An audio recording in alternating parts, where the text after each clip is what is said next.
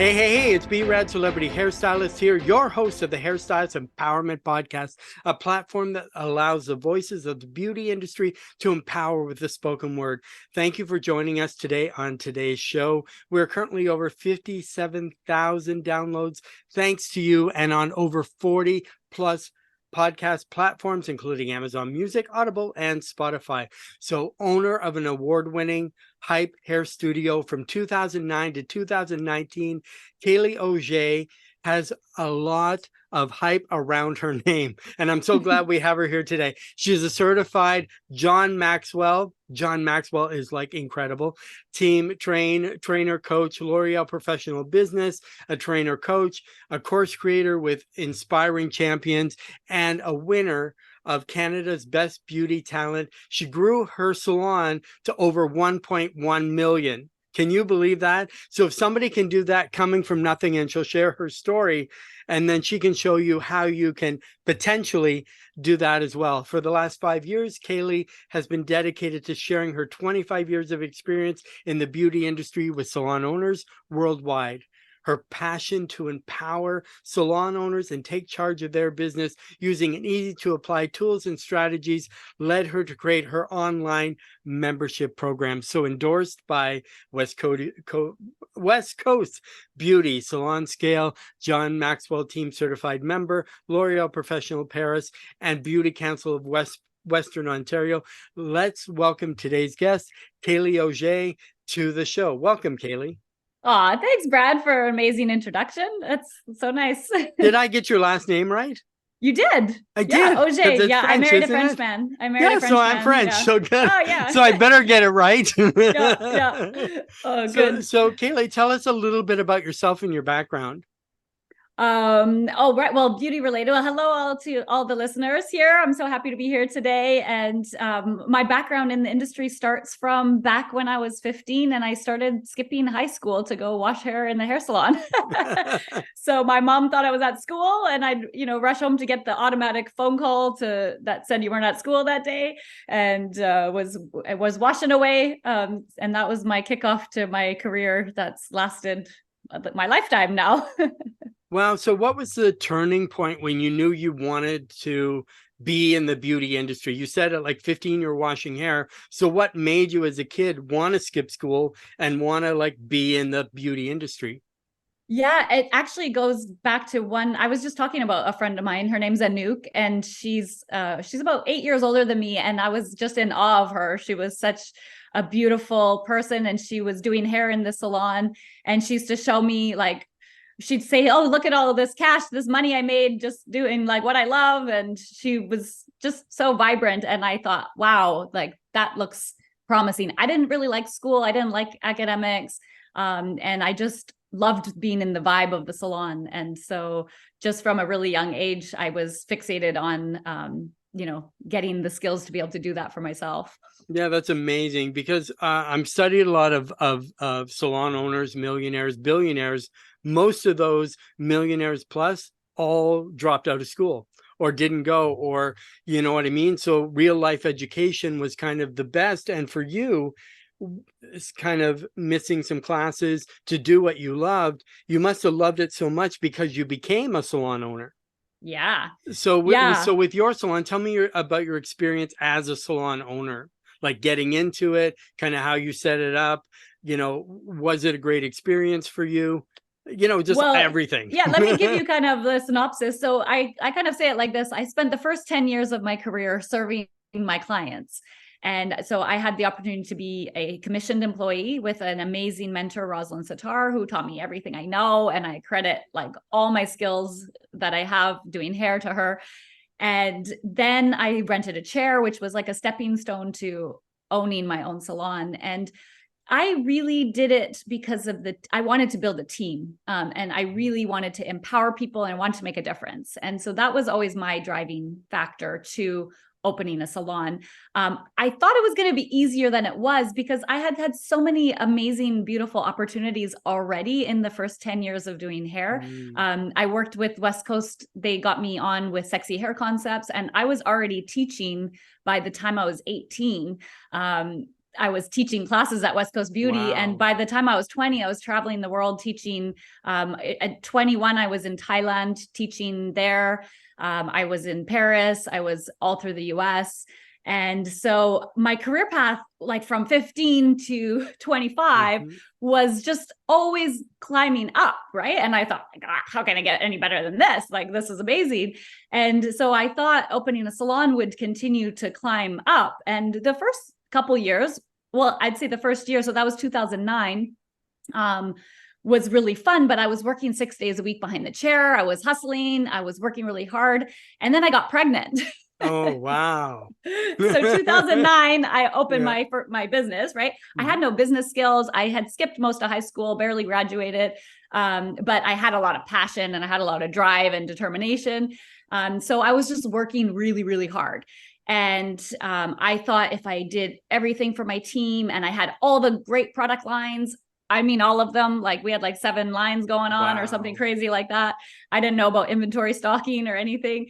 And so in 2011, I had my daughter and I thought, oh, we'll go on a mat leave and my husband's French, so we'll go to France. And the very first payroll bounced while I was in France with my baby. No.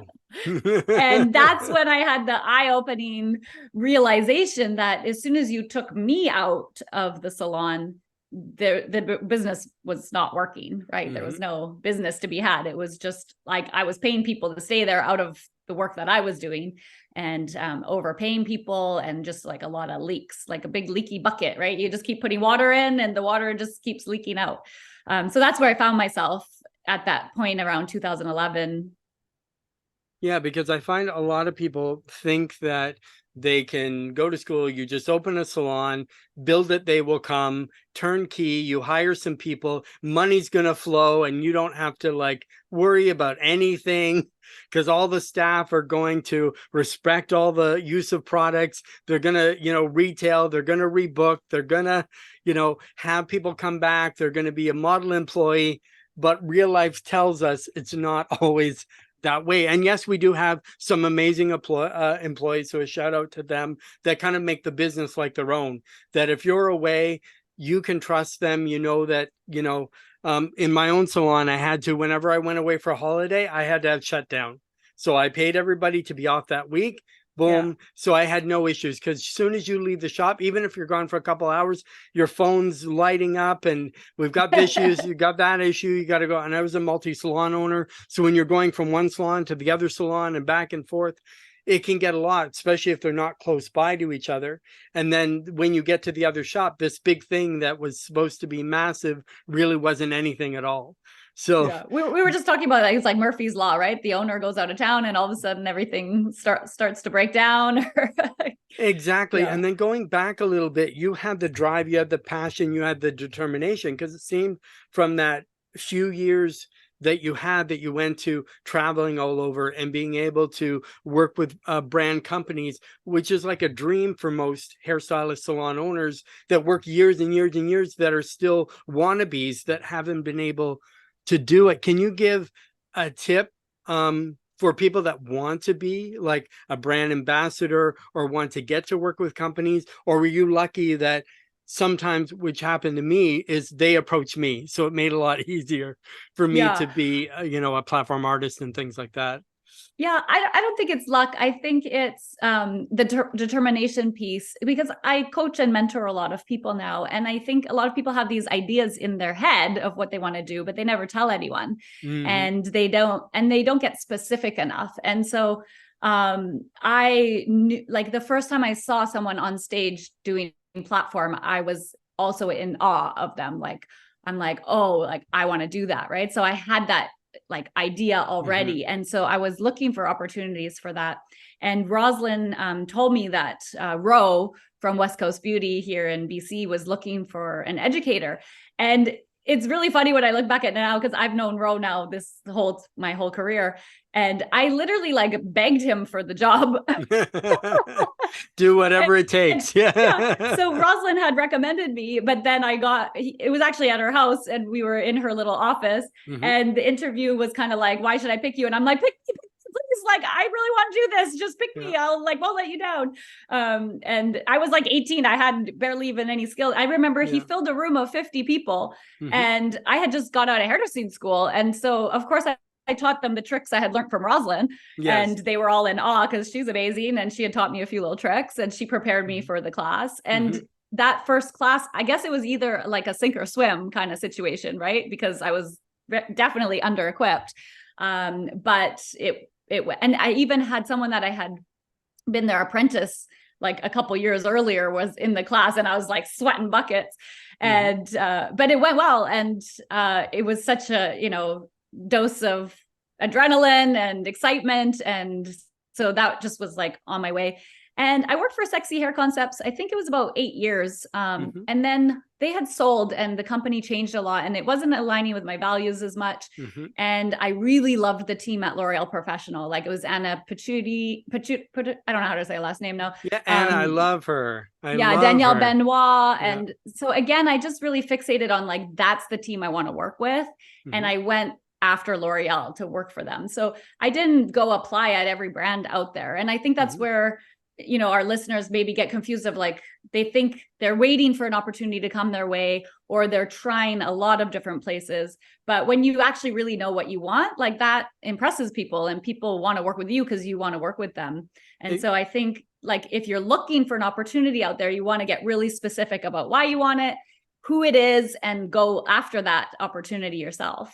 Exactly. And being clear, being focused. But I think what got you the other one, you were so excited where people would apply anywhere. It's like, why do you want it? And then people give the pat answers, but they could see it in your body. They could hear it in your voice and that you were driven. And then to give you a class of 50, which may sound small to some, but when you're a new educator, 50 is like overwhelming. It can be overwhelming. Exactly. You can get stage fright. You're going to like, everything I know in my head is now going to go out the window. Well, and I was 18 too, right? I didn't have like a ton of life experience behind me or storytelling or anything like that. So yeah, room of 50 at that point was big, but obviously then when you do a show, it's hundreds of people and it's well, of course. And I think always as an educator, like people think I can't teach, I don't know anything. We always know something or a little bit more than someone else. So basically that's the audience you're going to go for, is somebody that wants to go where you are now that haven't been there yet. The same with your kind of teaching. So with yours, what was the turning point where you wanted to put your focus on finances for salon owners? Yeah. So this takes me back to, I've always been interested in money because my family didn't have any. And it's not that I love money or I'm money hungry or anything like that, but I find that money can make decisions for you. And when you have enough money and you don't have to think about it, you can make your own decision. And that's what really attracted me, because I saw my family making decisions based on the money that they had. And they weren't necessarily the best decisions or the right decisions for them, but it was a decision based on like how much money they had. And so at a young age, probably like about 16, I had decided like, I don't want to make my choices, my life choices based on money. So that equals, I need to get money out of the picture, meaning I need to have enough money that I can make my choices without having to consider the cost of things. So that was a seed planted, you know, really early, and a decision that I made. So did you, with your parents, did you always hear those things? Money doesn't grow on trees, can't afford it, blah, blah, blah. Like there's a ton of them, right? That of course you're like, I'm never going to say those words to my kids.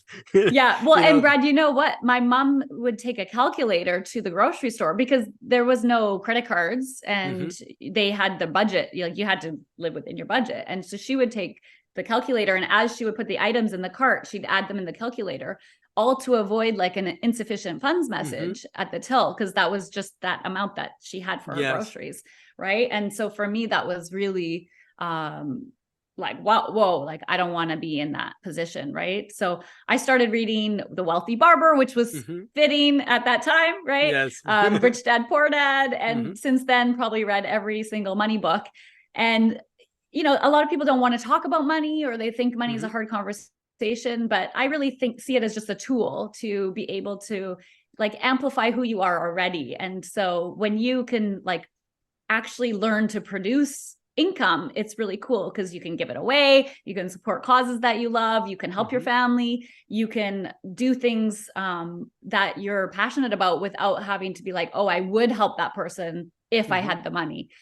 So that was really inspiring for me to see, you know, all those techniques in the book, they really work.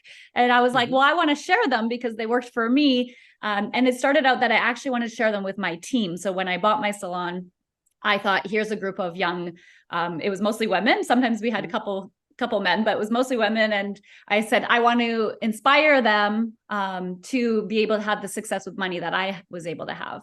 And so that's when I started to kind of create some programs to start teaching what I had experienced about money. Exactly. And a lot of things, I mean, people all, you know, I mean, you hear things like the root, money is the root of all evil. The love of money is the root of all evil. It's really not, because a lot of times some people, yes, may be in love with money and they want to make more just for themselves. But like you said, there's usually, I do, when I do coaching, I have something called the why that makes you cry. So it's a drill down. So it's never actually that one thing. It's always something else. Yes, you may need money, but it's usually maybe to take care of your elderly parents. Maybe it's to buy that car you need because you've been, you know, taking the bus to work for 5 years. Maybe it's, you know, that you want to spend more time with friends and family. Maybe it's because, so one thing that's going around the internet now is you're lucky to be an owner because you get to choose which 80 hours you get to work, which I find hysterical because I think we all did that in the beginning. But now I think the point of that is you become an owner so you don't have to work 80 hours a week.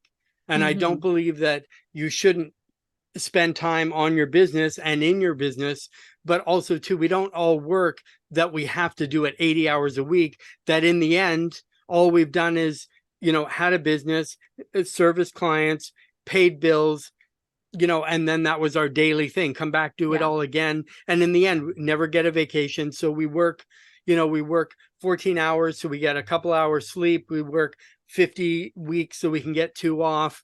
Like that to me is not life. That's not why you do this. Like, and most of us say with education, we're in school, you know, until high school or even college, university. So there's like 20 some years of your life already gone just with school. And then now you have to get a job. Now you have to, so to be an entrepreneur, it takes a lot to step out there. But I think the risk being an entrepreneur, I think it's worth it just to kind of, the main goal is not money. I think the main goal is to serve. And that's what we should do in our businesses. Money comes from service. But I also think that, like you said, with money, we can do things for people. We can do projects in other countries. We can help. We can adopt, you know, an animal. We can do all kinds of stuff that make the world a better planet. So with a lot of the hairstylists, with you find your own experience, but the people that you talk to as a coach, what are some of the most common mistakes that salon owners make? Thanks for asking that. I love that you said, you know, we can make the money with their passion, because that's so true. And that's how I made money was, you know, I was so passionate about making my client happy. Like, I don't understand this culture today of firing clients. Like, I was on a mission to make the most difficult client happy. You would win them over. You win them over. And when you make the most difficult client happy, they're yours for life, because not very many people are willing to do what it takes to make them happy. So when I hear this culture of people like firing clients so easily because, you know, probably they don't have good communication skills to set their boundaries, I'm like, whoa, you know, that's, you know, there's an extreme case for that where it's necessary, but it shouldn't be the norm, I would say. So what do I see as the biggest mistakes? Well, the passion piece brings the income in. So it brings the revenue in. But then what do you do with that revenue is where the mistakes start to happen. And so that's where we need teaching, training, and understanding of our financials, because I had 600. So I bought my salon was at 200,000 in sales. I grew it very quickly to 600,000 in sales. That year, we were 1% profitable. I worked 6 days behind the chair. I didn't take a paycheck. So we were passionate and we were driving sales and we were growing, but I was not managing that money in the business tightly well enough. And the number one was the payroll leak. And I was so scared of changing the way we paid people. And I had bought a salon with kept their pay scale. And, obviously they sold because they weren't making money. And I didn't change their pay scale because I didn't want to lose the people. And so I thought I could clean up the rest of the business. And so I was tightening every area, like negotiating with vendors and finding this like smallest merchant fee and, really trying to like make the business work.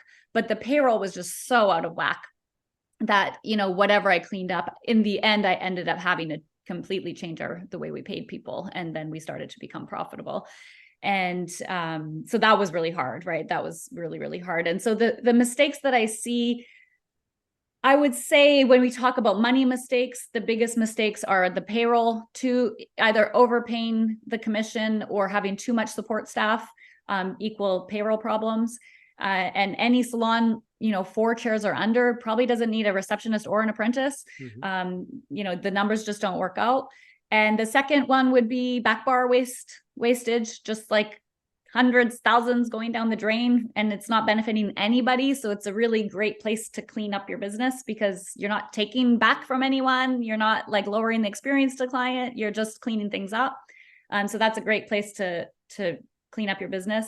And then sometimes people just get into leases that are way too high for the operations that they're doing, right? Like I was consulting with this girl who had just signed a $7,000 lease, and it was her and her sister who had no clientele and were just starting out. I mean, you need to be doing like 70 grand a month to cover that kind of lease, right? And they just don't understand. They think, well, if I can do 10,000 myself, then I can cover the $7,000 rent. But we both know it doesn't work that way, right? So those would be like the financial mistakes. But the mistake I see right now, the biggest mistake I see right now, I would call it like misplaced priorities. And when I say that, everybody wants to do what's like fun and sexy in their business and what looks good on paper. And so everyone wants to recreate their new website. They think maybe if they change their messaging, more people will come. They think if they get better at their social media. And so they're spending a lot of time, or maybe they need a new floor to make their salon look a bit more beautiful.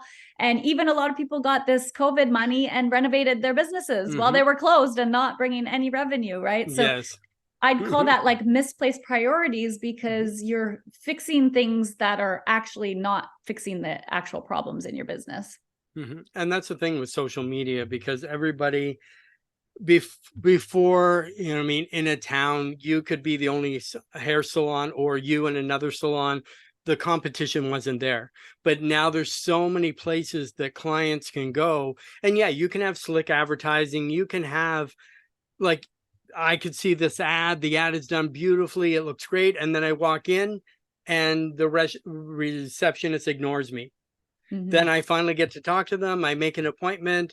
The stylist says, hey, go to the back. I've never been there before. Nobody shows me where the back is. Go to the shampoo area, get the shampoo. Now I've got water in my ears, soap in my, and water down my back. And then I get to the stylist who is double and triple booked. You know what I mean? So yes, you're getting them in, but I probably wouldn't come back to a shop like that. Maybe I had to use the restroom, and then I found it was worse than a garage. Those the gas station garage washrooms that never been. That's not good. Because one person I had, actually one stylist came in, and I interviewed them. They said, "Can I use your restroom?" So they said, "I wouldn't have taken the job if your restroom had been dirty." Because that's a reflection of how everybody cares about the business. So of course in mine, it's immaculate, but you know what I mean? But that raised a concern. Like, yes, what if somebody's not taking care of those little things, or has a ring around their stuff? It takes 30 seconds to sweep your station. I worked in one shop where we had to sweep, vacuum, and then mop every single night to make sure everything was clean. There wasn't one stitch of hair. But that's the thing. It's about really creating that experience. If you're going to do all this stuff to get people in, make sure the experience you're offering is one that they're going to become an advocate for and tell their friends. Like, I go in and I have to tell Caylee, I went to this place. They came in, they did aromatherapy, they had candles. The shampoo technician talked to me about my, whatever issues I had with my scalp. The hairstylist took the time to do a great consultation. They didn't rush me through. They booked properly. And then when I got to reception, they offered me product and then, asked when I'd like to rebook. So those are two different experiences that's easy for, owners and just even people. And I've been where you are, where you get, you're doing the advertising, you're getting people in, but with certain stylists, these clients are just going in the black hole and they're not that's coming exactly back. The first scenario you gave is exactly, I've seen it where you're just burning marketing dollars. You're just burning them up because they're coming in one time and you have a revolving door. And that's where your like data and numbers are so important because you can see all that. And so I was working with one of my salons who does amazing marketing. And so I'm like, okay, it's odd that things aren't growing as fast as they should be with this marketing that you're doing. So let's have a look at the numbers. And we had the one who was taking the most new clients had the poorest retention rate. And so, those are the things that you want to fix before. You want to make sure you have like a really good retention rate and you know how to convert those calls on the phones before you start turning the marketing machine on. So in my mind, the marketing is last, right? We've got to put foundations in. We've got to know our mission, vision, values, like why our business is there, who we're serving. We need to know our financial model to make sure that it's working and at what point it will be working, because otherwise you can increase, like we did 600,000. I mean, that's a decent sized business. Stylists are busy doing a lot of clients and have no profit. Even if I made it $1 million at that point, it would still have no profit, right? So more clients, more staff doesn't equal a healthy business. And that's the other focus I see everybody's focusing on. They all say like, well, if I just found new staff, if I could just find staff, my business would be okay. If I could just find the right team members, my business would be okay. You can add all the staff you want. You can add all of the new clients you want, and it's not going to fix your business. So we need to make sure the financial model's there. And then we need some systems and processes to make sure that, like you said, that customer experience is managed well, that not everything is counting on you, because you need to be able to take time off and you need to be able to leave your business. And then when all that's in place and we know that the machine is running well, then we start marketing to it. And that's when you've got the recipe for success. Exactly. And that's something so simple, but it's something that people overlook. Like, your programs sound amazing. Would you tell our audience a little bit more about what you offer?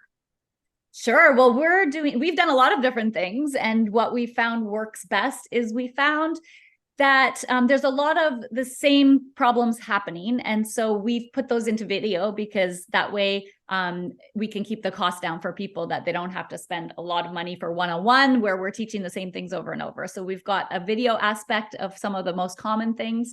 And then we've got a group aspect, because it's so great when you can learn from your peers and you can connect outside of the program and support each other.